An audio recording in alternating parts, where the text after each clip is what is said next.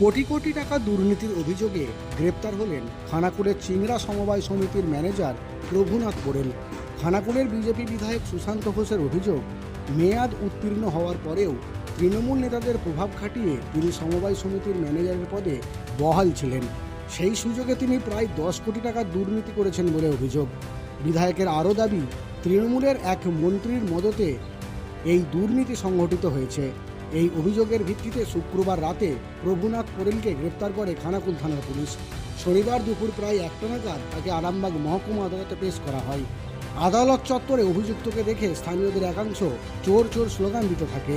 সমবায় দুর্নীতি খানাকুলের সবথেকে বড় স্ক্যাম তৃণমূলের আমলে।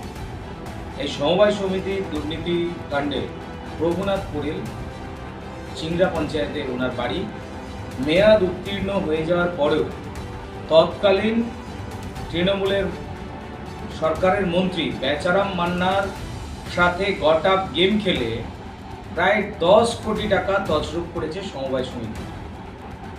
গতকাল রাত্রে পুলিশ এই ক্রিমিনালকে গ্রেপ্তার করেছে, আর তার সঙ্গে আমরা আশাবাদী আছি যে এই ক্রিমিনাল যেভাবে চাষিদের টাকা লুট করেছে সমবায় সমিতির মাধ্যমে, তার উপযুক্ত শাস্তি অবশ্যই পেতেই হবে।